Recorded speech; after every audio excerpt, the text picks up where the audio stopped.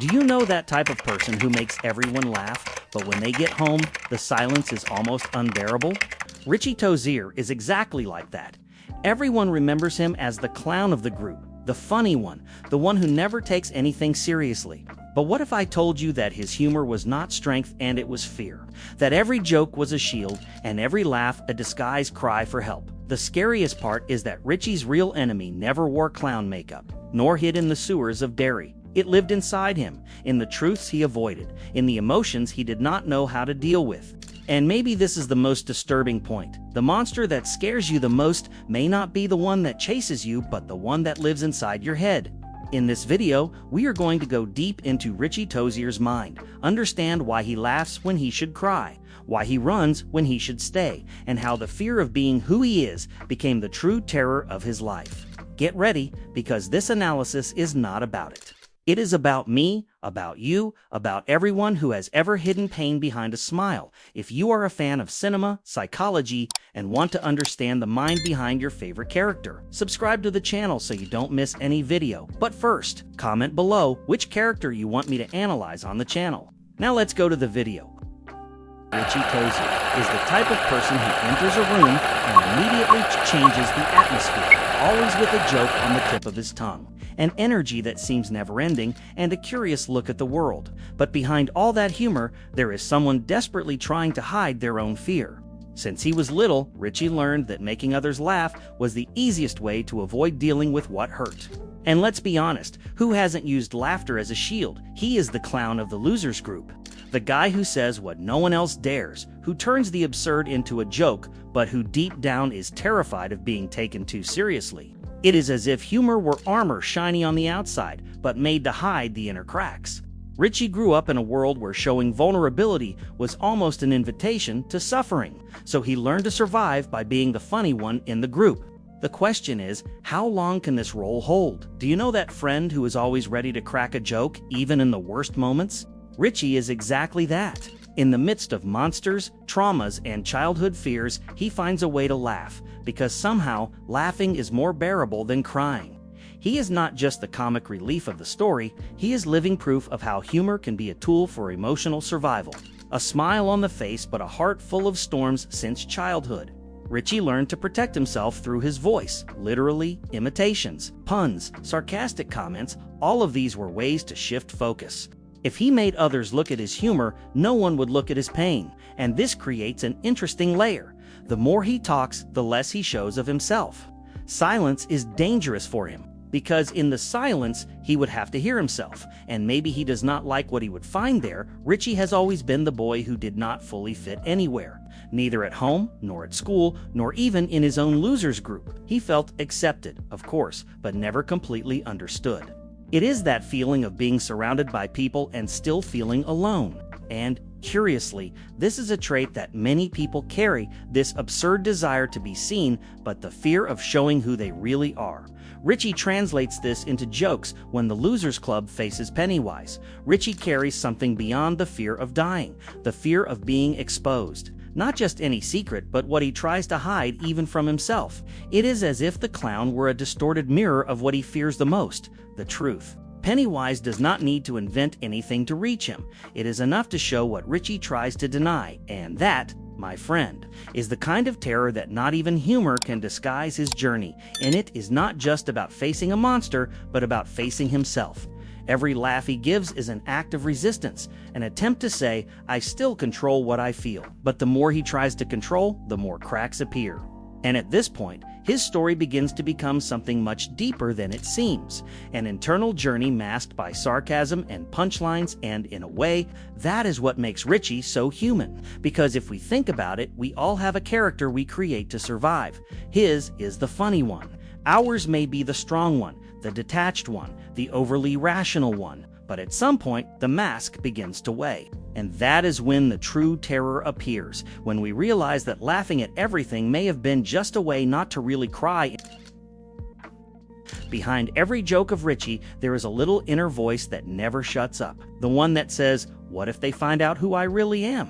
This constant fear of exposure shapes each of his actions. He does not fear ridicule, he fears being read. Sarcasm is his shield, but also his prison.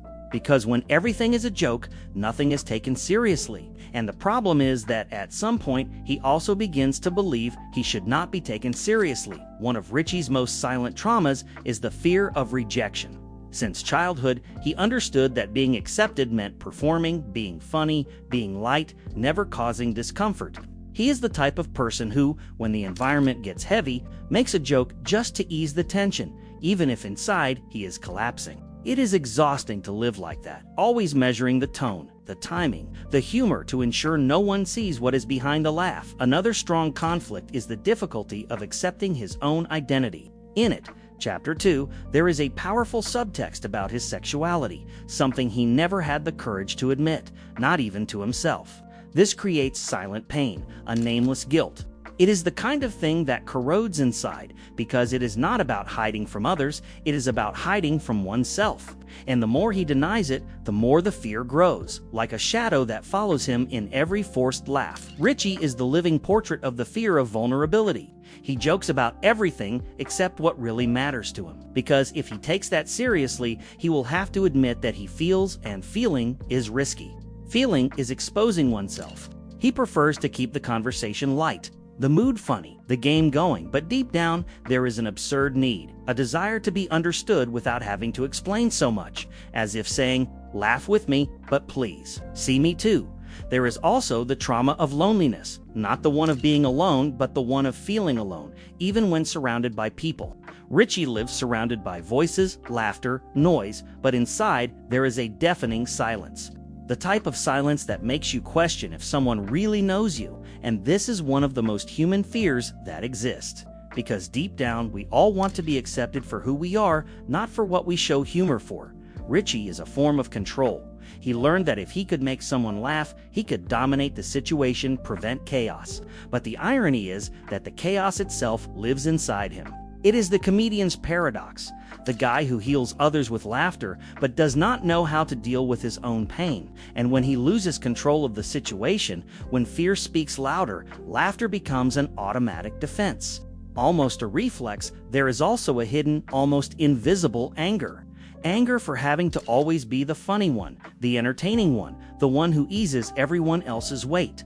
Richie became everyone's relief except his own. And at some point, this begins to boil inside him, the desire to scream, to be taken seriously, to stop pretending. It is a conflict many people live, when the character you created to protect yourself begins to consume you, and perhaps the most tragic of all is this: Richie learned to laugh before learning to feel. And this inversion creates a wound that follows him throughout life. Because when fear, love, or pain appear, he does not know what to do with them, so he turns them into a joke.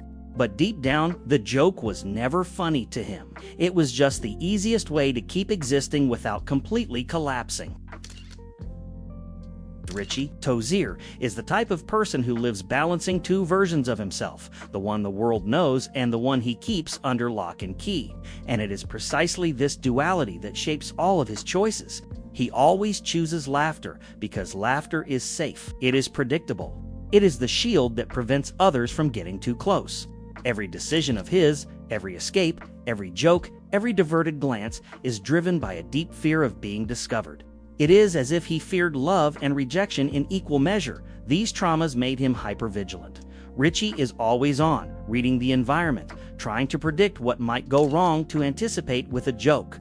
He is the classic emotional clown, the one who laughs to maintain control. He notices tensions, glances, silences, and uses humor as a way to dissipate all that before discomfort swallows him. And it works, but the price is high. He never relaxes. He never allows himself to just be. And this emotional armor makes him extremely loyal to friends, because the losers group is the only space where he feels almost whole. There, he can play, but also hide. Richie is the type of friend who protects everyone with laughter but avoids any topic that touches too deeply. He is the guy who will make a joke even at a funeral, not out of disrespect, but because he cannot stand to see anyone suffer.